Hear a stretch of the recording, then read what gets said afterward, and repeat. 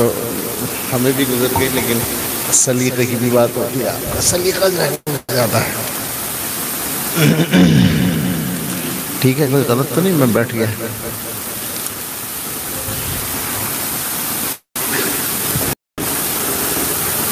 بسم اللہ الرحمن الرحیم۔ الحمد للہ نحمده ونستعینه ونستغفره ونؤمن به ونتوکل علیہ ونعوذ باللہ من شرور انفسنا ومن سیئات اعمالنا، من يهده اللہ فلا مضل له ومن يضلله فلا هادی له، ونشهد ان لا الہ الا اللہ وحدہ لا شریک له،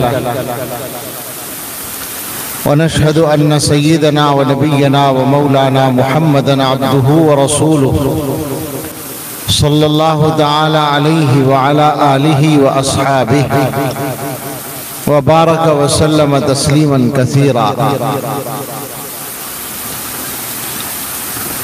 أما بعد، فقد قال رسول الله صلى الله عليه وسلم: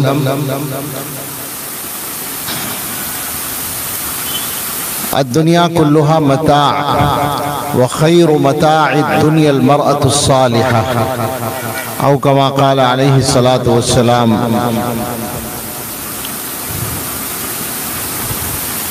سبحان ربك رب العزة عما يصفون وسلام على المرسلين والحمد لله رب العالمين. اللهم صل على سيدنا محمد وعلى آل سيدنا محمد وبارك وسلم.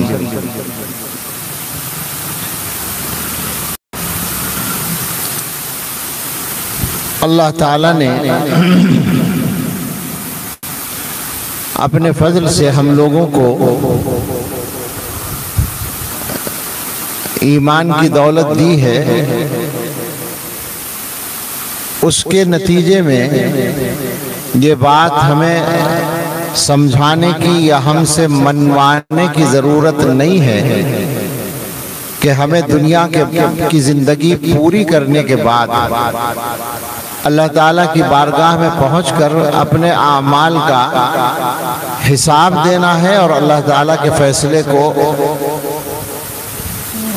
جو ہم دعا کرتے ہیں ہمارے حق میں جنت ہی کا ہو، اس فیصلے کو قبول کرنا ہے۔ لیکن آپ غور کریں تو سمجھ میں آئے گا کہ فضل کی بات تو الگ ہے اللہ کے۔ اللہ تعالیٰ اگر فضل فرمانا چاہیں تو ان کو پورا اختیار ہے، وہ چاہیں تو ساری دنیا کے کافروں کی بھی مغفرت فرما دیں، ان پر اعتراض بھی نہیں ہو سکتا۔ لا يسأل عما يفعل وهم يسألون، اور یہ بالکل عقلی بات بھی ہے، اس لیے کہ جو مالک ہوتا ہے اسے اپنی چیز کے بارے میں اختیار ہوتا ہے، چاہے جہاں رکھے۔ تو اللہ تعالیٰ مالک ہیں، اللہ تعالیٰ خالق ہیں، وہ اگر چاہیں اور دنیا کے تمام کافروں کی بھی مغفرت فرمائیں تو ممکن ہے، ان کو اختیار ہے۔ لیکن جو انہوں نے ہمیں بتا رکھا ہے، جس چیز کا ہمیں اللہ نے عمومی پیغام دیا ہے، وہ یہ ہے کہ اللہ کی مرضی کے مطابق زندگی گزارو گے تو آخرت میں کامیابی ہوگی، ورنہ نہیں ہوگی۔ یہ اصول ہے۔ ہم لوگ جس قسم کی زندگی گزار رہے ہیں، اگر غور کریں اور غور کرنے کا بھی ایک پیمانہ مقرر کریں تو پتہ چلے گا کہ معاملہ اچھا نہیں ہے۔ پیمانہ یہ، ہم میں سے ہر آدمی اس طرح سوچے کہ جیسی زندگی میری اس وقت چل رہی ہے، اگر اللہ تعالیٰ کے یہاں سے بلاوا ابھی تو کیا میرا کام ٹھیک ہو جائے گا؟ کیا اللہ تعالیٰ میرا استقبال اپنی رضا کریں گے؟ کیا اللہ تعالیٰ مجھے سیدھے جنت میں پہنچا دیں گے؟ یہ ایک سوال ہے، اس طرح ضرورت ہے۔ ہو سکتا ہے کوئی یہ سوچے کہ ابھی تو موت نہیں آنے والی، اس کا جواب دینے کی ضرورت ہی نہیں ہے کہ کس نے گارنٹی دی ہے کہ ابھی موت نہیں آئے گی۔ تو ہمیں سب کو تھوڑی دیر کے لیے اپنے ذہنوں میں یہ خیال لا کر سوچنا چاہیے کہ ہماری تو ہماری زندگی ویسی نہیں ہے جیسی اللہ تعالیٰ کو پسند ہوتی ہے۔ میں بہت سی جگہ لوگوں کے سامنے بیان کرتا ہوا کہتا ہوں کہ جب آپ نے اس بات کو مان لیا کہ زندگی ویسی نہیں ہے تو اس کا مطلب یہ کہ زندگی کو بدلنے کی ضرورت ہے۔ لوگ کہتے ہیں کہ بالکل ٹھیک ہے، پھر میں کہتا ہوں کب بدلنا پڑے گا اس کو؟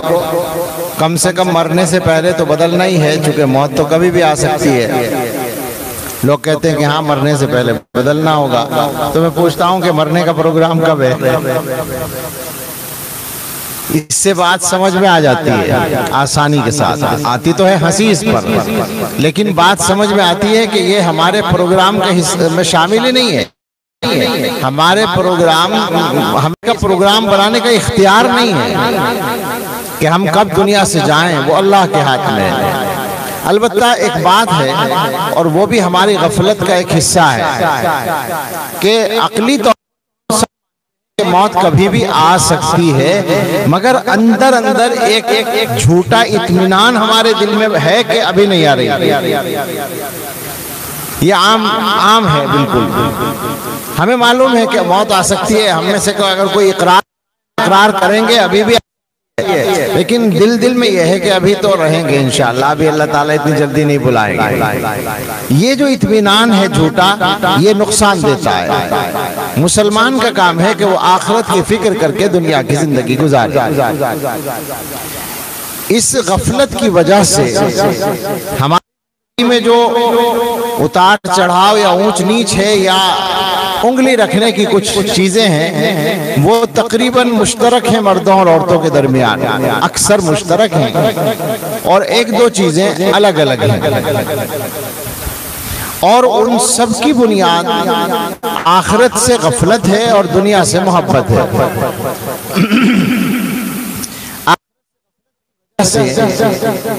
ہمارا مزاج اس طرح کا بنا ہوا ہے کہ ہم دنیا کی زندگی گزارنے میں کوئی فیصلہ کرنے کے وقت میں دنیا کی ضرورت کو، دنیا کی موجودہ وقت کی جو ہماری خواہش ہے اس کو مقدم رکھتے ہیں، اس کو اصل مانتے ہیں، اور اس کا جو نتیجہ آخرت میں ہونے والا ہے وہ یا تو ہمارے پلان میں آتی ہی نہیں، سوچ میں آتی ہی نہیں، اور آتی ہے تو نمبر 2 پر چلی جاتی ہے۔ مسلمان ہونے کا حقیقی تقاضا یہ نہیں ہے۔ آپ ایک آیت پر غور کریں،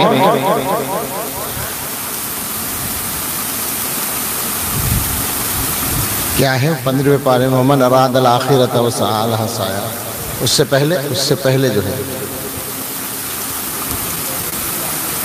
من کان یرید، جزاک اللہ، من کان عجلنا له فيها ما نشاء لمن نريد ثم جعلنا جہنم یصلاها مذموما مدحورا۔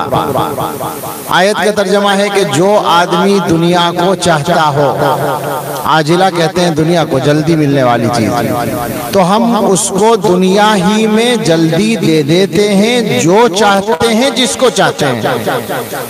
یعنی ایک آدمی دنیا کو چاہتا ہے، اور چاہنے کا مطلب ہے مقصد بناتا ہے، تو اللہ تعالیٰ اس کو دنیا دیتے ہیں، مگر کس کو دینا ہے اور کتنا دینا اختیار ہے۔ اجلنا لہو فیہا ما نشاء لمن نرید، جو چاہیں اور جس کے لیے چاہیں ہم دے دیتے ہیں، اور اس کے بعد ہم نے اس کے لیے جہنم مقرر کر رکھی ہے، جس میں وہ قابل مذمت حالت میں اوندھے منہ گر جائے گا۔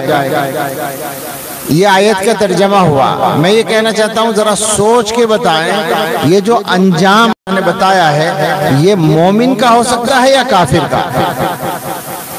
یعنی یقینی جہنم، ثم جعلنا لہ جہنم کا پتہ تو یہ مطلب تو یہ ہے نا کہ یقینی جہنم، یہ یقینی جہنم کے لیے ہوگی، کافر کے لیے۔ اس کا مطلب ہوا دنیا کو مقصد بنیادی طور پر کافر میں مسلمان کا نہیں ہے۔ مقابل میں آگے ومن اراد الآخرہ، مسلمان اہل ایمان کی سوچ کا ذکر ہے۔ تو میں بات عمل کی نہیں کر رہا، میں سوچ کی بات کر رہا ہوں کہ قرآن میں غور کرنے سے یہ سمجھ میں آتا ہے کہ دنیا اپنا مقصد بنانا اور مطلب بھی سمجھیں. مقصد اس کے لیے دوسری چیز کو دیا جاتا ہے، حاصل کیا جاتا ہے. مثال کے طور پر سفر کرنا ہے بمبئی کا، اور بمبئی میں آپ کی کوئی میٹنگ مقرر ہے اتنے بجے یا فلائٹ ہے اتنے بجے. آپ اپنے یہاں سے چلے گاڑی میں بیٹھ کر، راستے میں آپ کی گاڑی خراب ہو گئی، ڈرائیور نے کہا 3 گھنٹے لگیں گے ٹھیک ہونے میں. آپ اگر 3 گھنٹے انتظار کریں تو فلائٹ مس ہو جائے گی یا میٹنگ مس ہو جائے گی، چھوٹ جائے گی. تو آپ کیا کریں گے؟ اسی گاڑی کے چکر میں رہیں گے یا دوسرا انتظام کر کے آگے نکل جائیں گے؟ ظاہر ہے دوسرا انتظام کریں گے. حالانکہ وہ گاڑی آپ کی ہے، مگر گاڑی میں بیٹھنا مقصد آگے پہنچنا، مقصد کے لیے تو یہ ایک مزاج انسان کا کہ جو مقصد ہے اس کے لیے دوسری چیز کو قربان. تو اگر دنیا مقصد ہے تو آدمی آخرت کا نقصان کرے گا اور کرے گا، دنیا کا فائدہ پورا کرے گا. اور اگر آخرت مقصد ہے تو آدمی دنیا کا نقصان کر کے آخرت کو حاصل کرنے کی کوشش کرے گا. تو یہ سوچ ہے دو، ایک سوچ اہل ایمان کی ہے اور ایک کافروں کی ہے.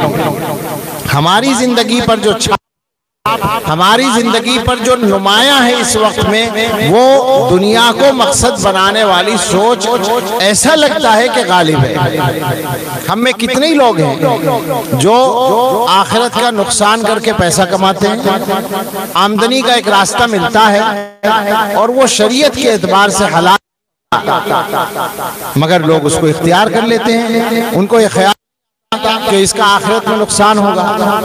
یہی زندگی کے بیشتر ہے. تو اصل میں ہمیں اس سوچ پر محنت کر کے تبدیل کرنے کی ضرورت ہے. اس کی وجہ سے ہمارے حالات، ہمارے معاملات میں جو بگاڑ وہ یہ ہے کہ ہم دنیا کا مفاد، دنیا کی خواہش اس کو پورا کرتے ہیں. بطور مثال گھروں کے اندر معاملات، اللہ کے رسول صلی اللہ تعالیٰ علیہ وسلم نے مردوں اور عورتوں کو ایک دوسرے کے ساتھ زندگی گزارنے کا طریقہ عطا جو سکھایا وہ یہ ہے کہ ایک دوسرے کی رعایت زندگی گزاری جائے، اور خاص طور سے حقوق کو ادا کیا جائے، حقوق میں کوتاہی نہ کی جائے، اور برتاؤ میں نرمی رکھی جائے. ہمارا کیا ہے؟ عمومی طور پر یہ ہو رہا ہے کہ ہر آدمی اپنی خواہشات دم رکھتا ہے، کی وجہ سے چاہے دوسرے کو تکلیف پہنچ جائے. مجھے نہیں علاقے میں بہت زیادہ ماحول کیسا ہے، لیکن عمومی ماحول جو پایا جاتا ہے، میں نے بعض جگہ دہلی وغیرہ میں لوگوں سے کہا کہ عجیب و غریب بات ہے کہ زندگی کے معاملات کچھ چیزیں اختیاری، کچھ غیر اختیاری، اور ہم لوگ معاملہ یہ کہ اختیاری میں بھی غلط چل رہے ہیں اور غلط چل رہے ہیں. اختیار ایک دوسرے کے ساتھ جو برتاؤ کرنا ہے وہ غلط ہم کر رہے ہیں. اس کی تفصیل میں زیادہ نہیں کرنا چاہتا. دوسری غیر اختیاری کی مثال میں نے دی. ایک غیر اختیاری چیز وہ ہے جس میں مرد غلطی کرتا ہے یا مرد کے گھر والے، اور ایک غیر اختیاری چیز وہ ہے جس میں عورت کے گھر والے غلطی کرتے ہیں.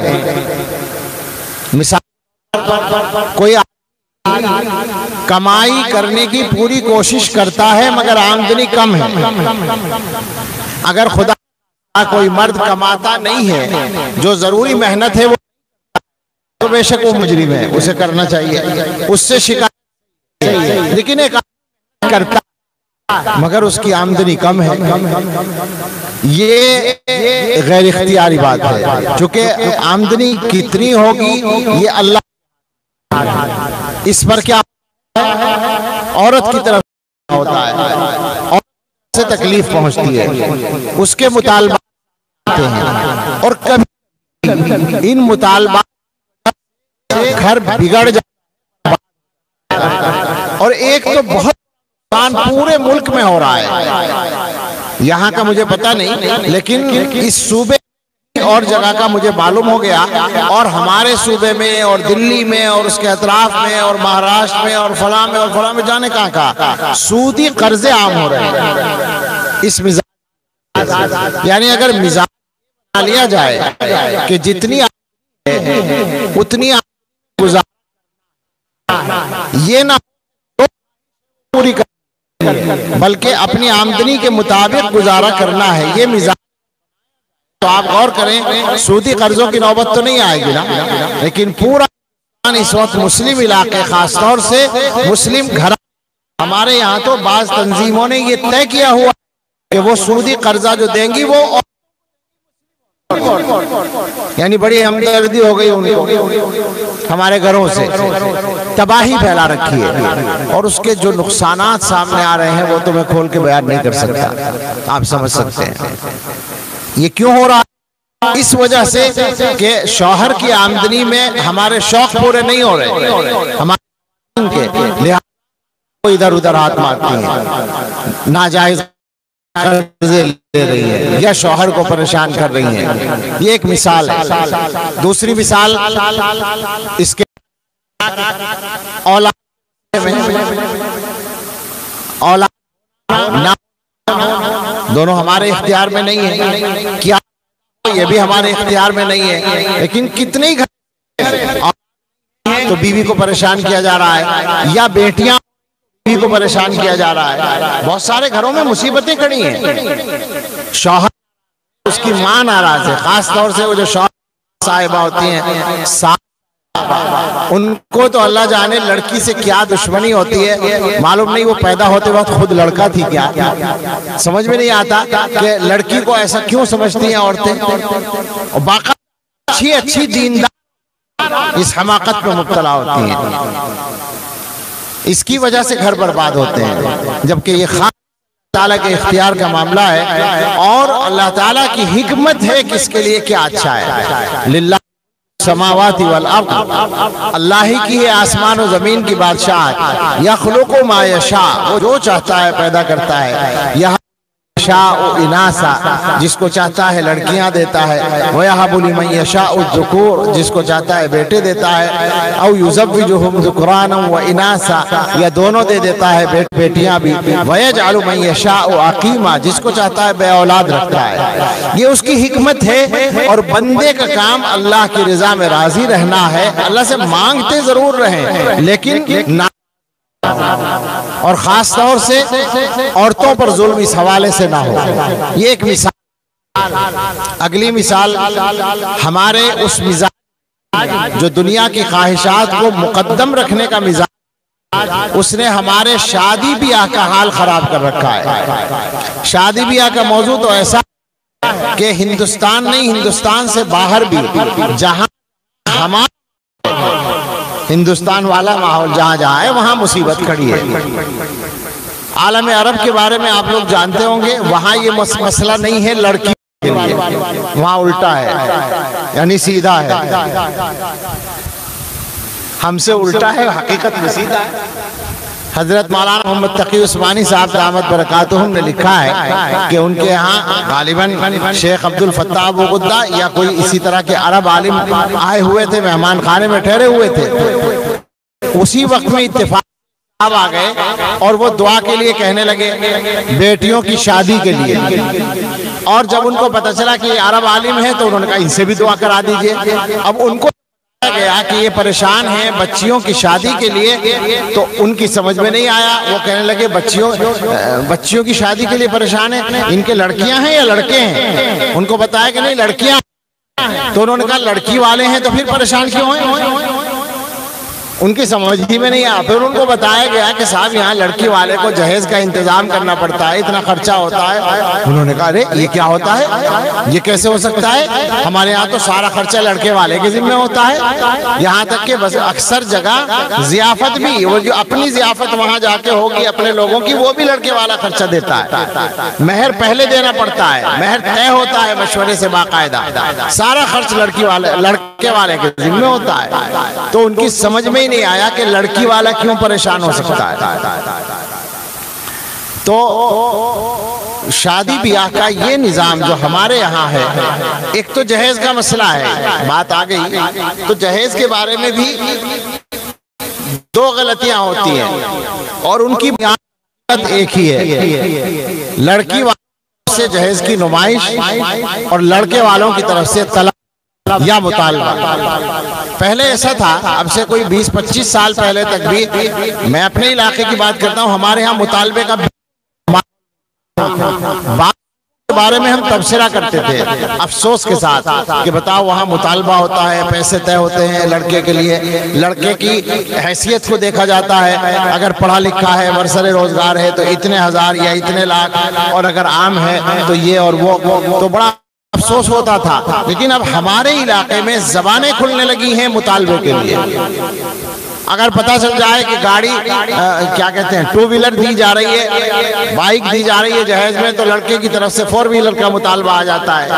یہ ماحول بن رہا ہے، بڑھتا انتہائی خراب مطالبہ۔ تو حدیث میں لا يحل مال امرئ مسلم الا بطیب نفسہ، کسی مسلمان اس کی پوری مرضی کے بغیر حلال، تو جہیز جہاں بھی دیا جاتا ہے اکثر دباؤ نہیں ہوتا، لہذا لڑکے والوں کے لیے لینا ہی حلال نہیں ہوتا، اور جو نمائش لڑکے والوں کے دباؤ میں ہی ہوتی ہے حقیقت میں۔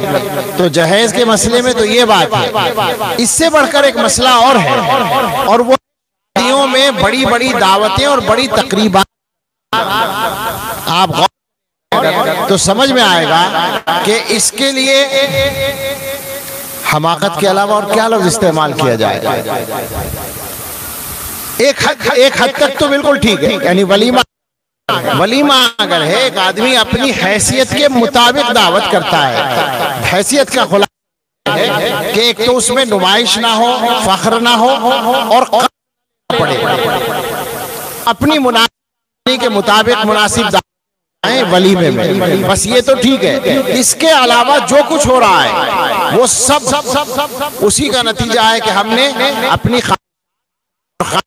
سب سے زیادہ نمود و نمائش، تعریف حاصل کرنے کا جذبہ اور دنیا کو دکھانے کا جذبہ، یہ سب پورا کرنے کا ایک مزاج ہے، اس کی وجہ سے شادیاں مہنگی ہو رہی ہیں۔ میں ابھی مولانا سے کہہ رہا کہ اس ماحول میں، خاص طور سے جو لاک ڈاؤن کے بعد کا زمانہ ہے، اس زمانے میں اور یہ جو چند سالوں کے اندر فتنے آئے ہیں، مشکلات ہیں، جان مال کے خطرے، اور سب سے بڑھ کر ایمان،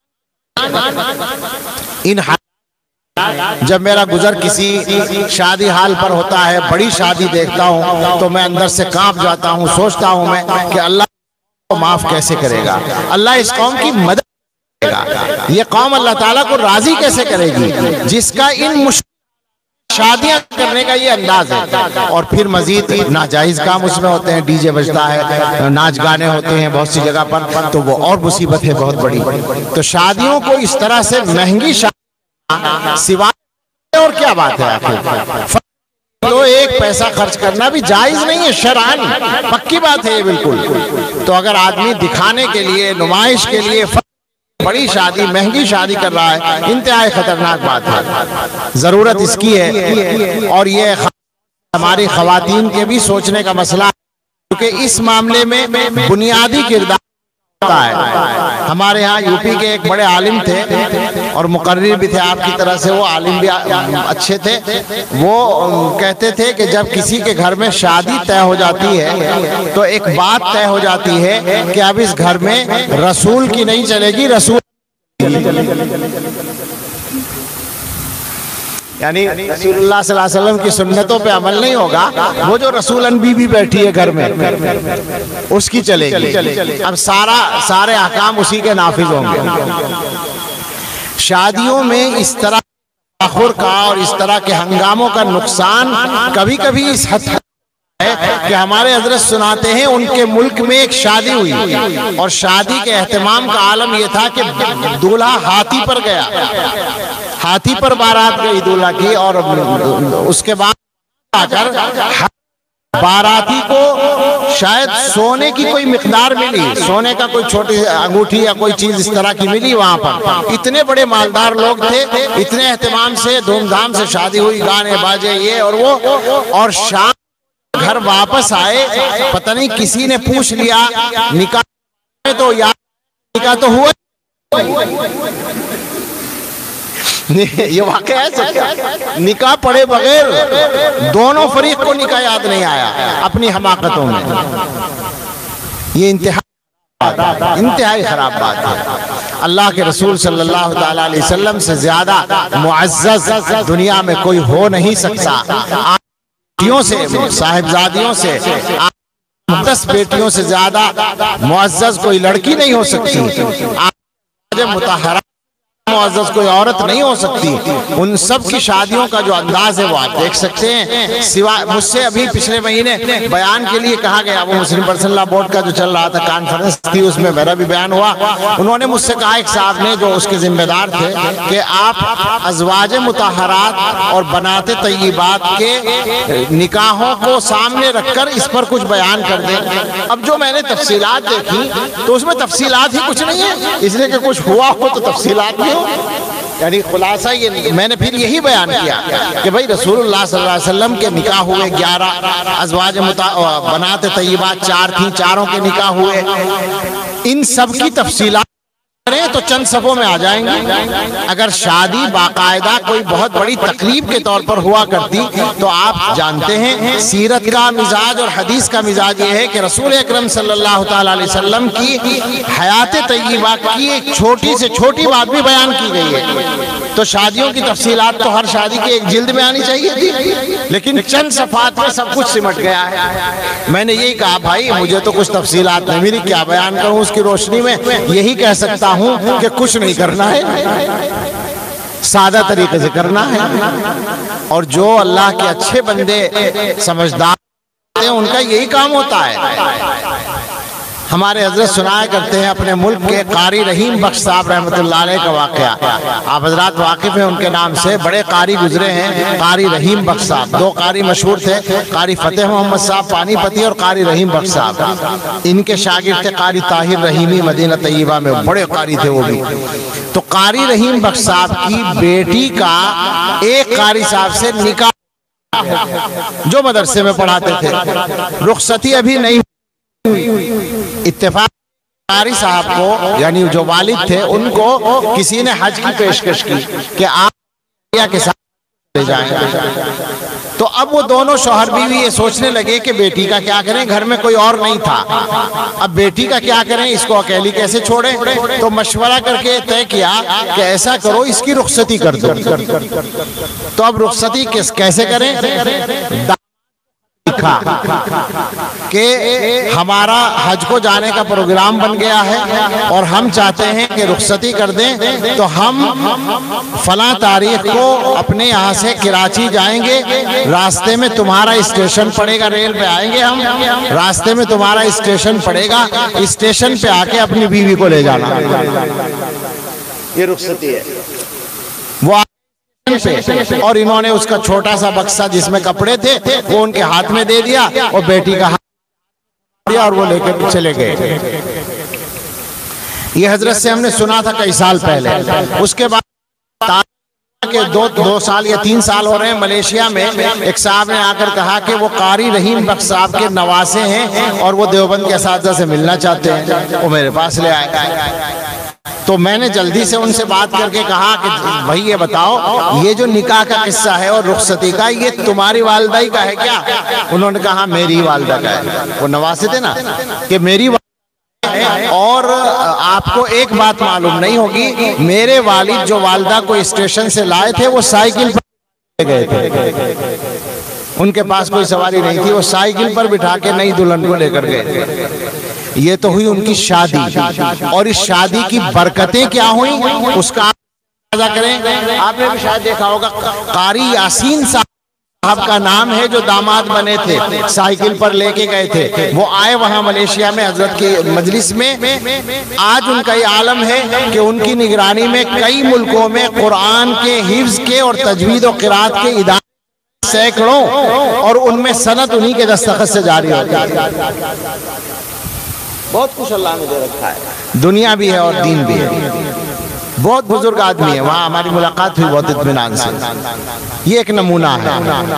ایک نمونہ آپ لوگ پہلے سے جانتے ہوں گے، شیخ الحدیث حضرت مولانا زکریا صاحب رحمۃ اللہ علیہ نے اپنی آپ بیتی میں ساری تفصیلات لکھ دی ہیں۔ ان کا معلوم ہے کہ ان کے یہاں عام دنوں میں مہمانوں کے لیے کبھی کبھی 1 یا 2 دیگ پکانے کی نوبت آ جاتی تھی، اتنے مہمان آتے تھے، مگر سے کسی بچے کی شادی میں انہوں نے 1 دیگ بھی نہیں پکائی۔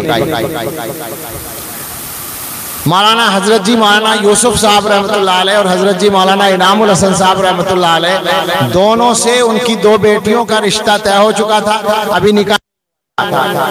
حضرت مولانا الیاس صاحب رحمۃ اللہ علیہ سہارنپور آئے، اجتماع تھا تبلیغی، تو فرماتے ہیں شیخ الحدیث صاحب کہ اجتماع سے ایک دن پہلے چچا جان آ گئے اور مجھ سے کہنے لگے کہ ہمارے تبلیغی جلسوں میں اب نکاح کا رواج چل پڑا ہے، میرا جی چاہ رہا ہے کہ کل کے جلسے میں حضرت مدنی بھی آئیں گے، ان سے یوسف اور انعام کا نکاح پڑھوا دیں۔ شیخ الحدیث نے کہا بہت اچھا، پڑھوا دیجئے۔ رات کو عشاء کے بعد اپنی اہلیہ کو جا کے بتایا کہ ان کو بتا دینا صبح کو کل کو اجتماع میں ان کا نکاح دونوں کا۔ تو انہوں نے کہا والدہ نے کہ آپ پہلے سے بتا دیتے تو میں کچھ کپڑے بنا دیتی ان کے لیے۔ تو شیخ الحدیث نے جواب دیا کہ مجھے نہیں پتا تھا یہ بغیر کپڑوں کے پھر رہی ہیں۔ اگلے دن جلسے میں حضرت مدنی رحمۃ اللہ علیہ تشریف لائے اور دونوں کا نکاح پڑھا دیا۔ شیخ نے لکھا ہے نکاح تو ہو گیا، لیکن میرے خاندان والوں کو جب پتہ چلا، کاندھلے والوں کو، تو بڑی گالیاں مجھے ملی اور بہت تبصرے ہوئے، سب نے کہا خاندان کی عزت خاک میں ملا دی۔ ایک صاحب نے بڑے اہتمام سے کہلوایا کہ جا کے کہہ دیجو کہ تم نے خاندان کی ناک کٹوا دی، تو میں نے پھر ایسے ہی اہتمام سے جواب پہنچوایا کہ جا کے بتا دیجو کہ میری ناک تو کٹی نہیں، دوسروں کی مجھے خبر نہیں۔ لیکن آپ دیکھیں کہ یہ نکاح اور وہیں رخصتی کر دی۔ مولانا یوسف صاحب اور مولانا انعام صاحب دونوں وہیں پڑھتے تھے، اس وقت مظاہر العلوم میں پڑھتے تھے، تو وہیں رخصتی کر دی اپنے گھر میں، یہ رخصتی بھی ہو گئی۔ جنا کیا کیا لکھ دیا، لکھا ہے کہ روز ہر جمعرات کو ان کے لیے دونوں کے لیے الگ الگ چارپائی کا انتظام کر دیتے تھے، یہ بھی لکھ دیا۔ اور یہ بھی لکھا کہ جس دن رخصتی ہوئی تو یوسف مولی یوسف جس طرف تھے ادھر کچھ وہ تھا، صاحبان کم تھا، رات میں بارش ہو گئی، دونوں رات بھر بھیگتے رہے۔ یہ سب باتیں لکھی ہیں، لیکن آپ اندازہ کریں کہ اللہ تعالیٰ نے اس شادی میں عطا فرمائی۔ مولانا یوسف صاحب کی اولاد اور مولانا انعام صاحب کی اولاد اور ان کے کام، ان کی دینی خدمات وہ نظر میں لائے۔ حضور علیہ الصلوۃ والسلام نے فرمایا ان اعظم النکاح برکتا ایسرہ مونتا، سب سے زیادہ برکت اس نکاح میں ہوتی ہے جس میں بوجھ سب سے کم ہو، بوجھ میں خرچہ بھی ہے اور یہ سارے اہتمامات بھی ہیں۔ تو ایک بات یہ ہو گئی کہ ہم لوگوں کو اللہ کے وعدے چاہیے کہ ہماری شادی آسان ہو جائیں، ہلکی ہو جائیں۔ اور غور کرنے کی عجیب بات ہے کہ شادیاں آسان بنانے میں ہے اور کوئی عجیب بات ہے، بندھے ہوئے کے ساتھ اگر سب لوگ غور کر کے سمجھ کے محنت کر کے اس کو طے کر لیں کہ بھئی ہلکی شادی کرنی ہے، میں تو آپ سے لفظ بول رہا ہوں آسان شادی، یعنی جو ہر اعتبار ہو۔ اور جناب اس زمانے میں جو فتنہ گھروں تک پہنچ گیا ہے، مستورات کی موجودگی میں کچھ کہتے ہوئے تکلف ہوتا ہے، لیکن یہ کوئی اب رات کہ ہماری بیٹیاں دوسروں کے ہاں جا رہی ہیں۔ اگر پورے ہندوستان کا آپ جائزہ لیں تو 10 15 20 سے کم نہیں جا رہی ہیں پورے ملک میں۔ مجھے تو بمبئی، تنہا بمبئی کے بارے میں پچھلے مہینے کسی صحافی نے لکھا تھا روزانہ 3-4 کورٹ میں کیس رجسٹرڈ ہو رہے ہیں دوسرے مذہب میں نکاح کے، ہماری بیٹیوں کے۔ آپ اندازہ کریں ایمان مسئلہ شادی بیاہ کا نہیں رہا، ایمان۔ یہ جو دوسروں کے یہاں شادیاں ہو رہی ہیں اس میں بے شک ایک اس کا دخل ہے کہ ایمان کی اہمیت ہم نے ان کو نہیں سمجھائی، لیکن اس کا ہم نے علماء کہتے ہیں جب کسی معاشرے میں شادی مشکل ہوتی ہے بدکاری آسان ہوتی ہے، اور جس معاشرے میں شادی آسان ہو تو پھر گناہ نہیں ہوتے۔ تو توبہ سب کو طے کر لینا چاہیے کہ اپنے گھروں میں شادیوں کو آسان بنانا ہے۔ آخر میں یہ بات کہ مجموعی اعتبار مرد ہوں یا عورتیں، ان سب کو اللہ تعالیٰ کی طرف سے زندگی گزارنے کا جو انداز دیا گیا ہے اس کا نام تقوی تو تقوی کا جو بھی پہلو ہمارے ہاں کمزور ہو اس کو اختیار کرنے کی فکر کرنی چاہیے۔ تقوی پیدا کرنے کے لیے سب سے زیادہ جو چیز مؤثر ہوتی ہے وہ پاک دامنی کے جو ذرائع ہیں ان کو اختیار کرنا ہے، یعنی نظر کی حفاظت، مردوں کے لیے نظر کی حفاظت اور عورتوں کے لیے چہرے کی پردے کی پابندی۔ یہ دو چیزیں تقوی کے لیے لازم ہیں، اس کے بغیر بن ہی نہیں سکتا۔ اور مستورات تو خاص طور سے اس بات کو سمجھنے کی کوشش کریں کہ اللہ صلی اللہ تعالی نے اس معاملے میں کتنی سختی برتی ہے، اس پر غور کریں کہ وہ صحابی جو نابینا وہ آ رہے ہیں اور حضور علیہ السلام کی دو مقدس پاک آج آپ کے پاس کھڑی ہیں، بیٹھی ہیں، آپ نے فرمایا احتجبا، پردہ کر لو، تو انہوں نے کہا وہ جو آ رہے ہیں وہ تو نابینا ہیں، انہیں تو نظر نہیں آتا، کیوں پردہ کرا رہے ہیں؟ تو آپ نے فرمایا افعمیاوانی انتما، کیا تم دونوں بھی اندھی ہو؟ کیا تمہیں بھی نظر نہیں آتا؟ یہ میں علیہ السلام کے یہاں پردے کے سلسلے میں بہت زیادہ سنگین معاملہ ہے۔ پردے کے سلسلے میں اگر ہو سکے تو ہمارے حضرت کا ایک بیان ہوگا زامبیا کے، اس میں ہوگا اعتکاف کے بیانات میں، وہ ضرور سنا جائے۔ اس میں حضرت نے اپنے مخصوص انداز میں یہ فرمایا تھا، سمجھایا تھا کہ جو عورتیں پردہ کرتی ہیں ان کے حسن کی اللہ تعالیٰ حفاظت فرماتے ہیں، اور اس کی تعبیر یہ تھی کہ ان کے اوپر اللہ تعالیٰ کے اس میں ظاہر کی تجلی پڑتی ہے۔ پردے کا اہتمام کرنے والی عورتوں پر اللہ تعالیٰ کے اس میں ظاہر کی تجلی پڑتی ہے، اور جو عورتیں پردہ نہیں کرتی وہ اس تجلی سے محروم رہتی ہیں۔ پردہ عورتوں کے چہرے کی رونق کا راز یہی ہوتا ہے کہ اللہ تعالیٰ کے ایک صفاتی نام کی تجلی کا حصہ ان کو حاصل ہوتا ہے۔ تو اس لیے بہت زیادہ سنجیدگی کے ساتھ اس چیز کو اختیار ضرورت ہے۔ گھریلو ایک تو باہر نکلنا ہے، باہر نکلنے میں پردے کا اہتمام بہت ضروری ہے تاکہ کسی کی نظر بھی نہ پڑے، اور گھروں کے اندر بھی بہت زیادہ زندگی گزارنے کی ضرورت ہے۔ گھروں کے اندر جو لوگ ان میں کچھ محرم ہوتے ہیں، کچھ نامحرم ہوتے ہیں، یہ سب کو معلوم ہے۔ جو نامحرم ہیں اگر ممکن ہو تو مکمل پردہ ان سے بھی کیا جائے۔ جو شرعی گھرانے، شریعت کے پابند گھرانے، وہ ایسا کرتے ہیں مگر ان کی تعداد بہت کم ہے، یعنی ہر شہر میں 2-4 ہوں گے، اس سے زیادہ نہیں، بڑی سے بڑی جگہ میں۔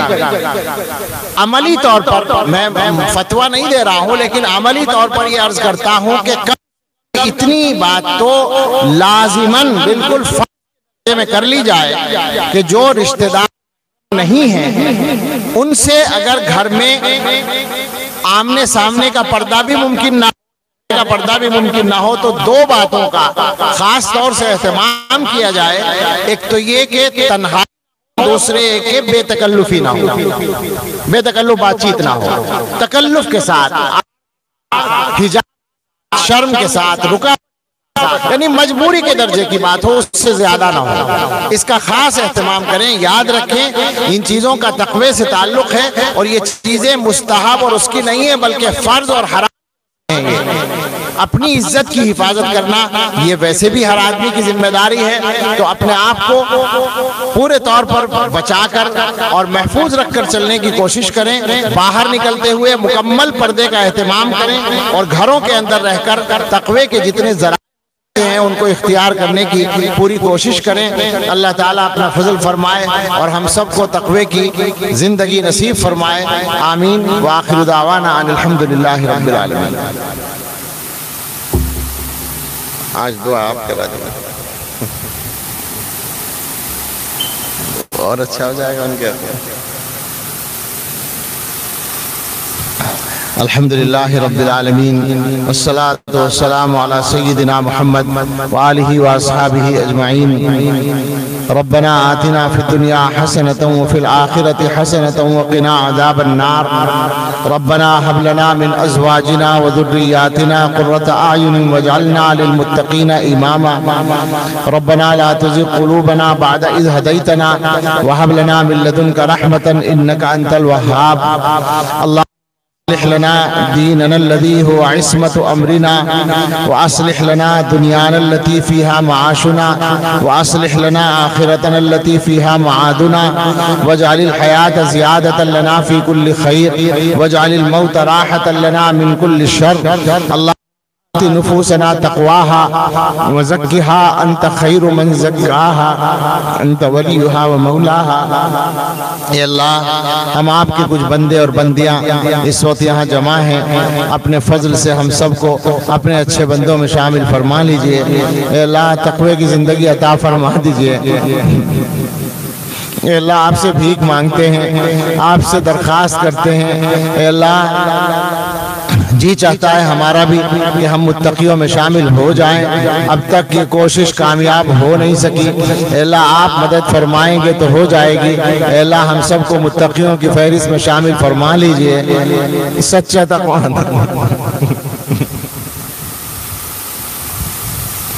اے اللہ سچا تقوی عطا فرما۔ اللہ گناہوں سے بچنا آسان فرما دیجئے، طاعتیں اور عبادتیں کرنا آسان فرما دیجئے۔ اے اللہ جسمانی اور روحانی بیماریوں سے شفا دے دیجئے، اخلاقی بیماریوں سے پیچھا چھڑا دیجئے، ایک دوسرے کے حق ادا کرنے کی توفیق دے دیجئے، ہماری گھریلو زندگی کو خوشگوار بنا دیجئے۔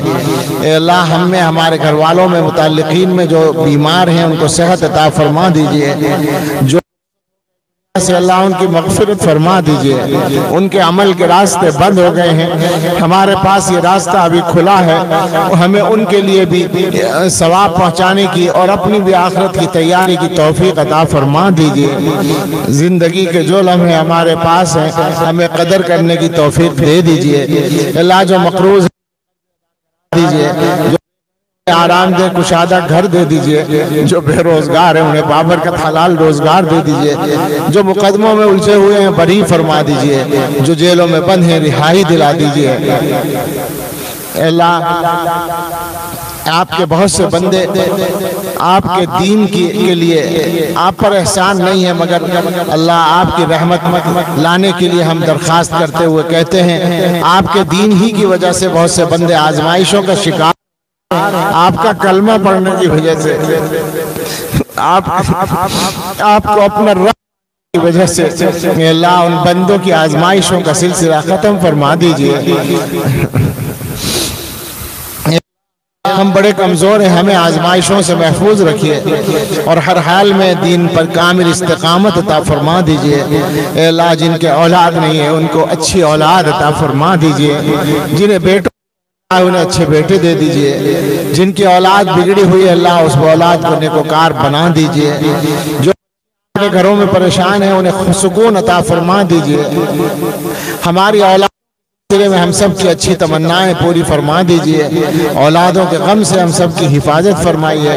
اے اللہ اس پورے مجمع میں ہر شخص کے سامنے کچھ ضرورتیں ہیں آسانی سے پوری فرما دیجئے، کچھ تمنائیں ہیں دلوں میں اللہ اچھی تمنائیں پوری کر دیجئے، سے دلوں کو پاک کر دیجئے۔ اے اللہ یہ آپ کی بندیاں اپنے دل کی باتیں کسی سے بھی کہہ نہیں پاتی، لیکن رب کریم آپ کو سب کے دلوں معلوم ہے۔ اے اللہ ان کے دلوں کی تمنائیں پوری فرما دیجئے۔ اے اللہ اس پورے مجمع پر، اس پورے شہر پر اپنی رحمت کی ایک نظر ڈال دیجئے۔ اے اللہ جو کچھ مانگا وہ بھی اور جو خیر مانگنے سے رہ گئی وہ بھی عطا فرما دیجئے، اور ہر شر سے ہم سب کی حفاظت فرمائیے۔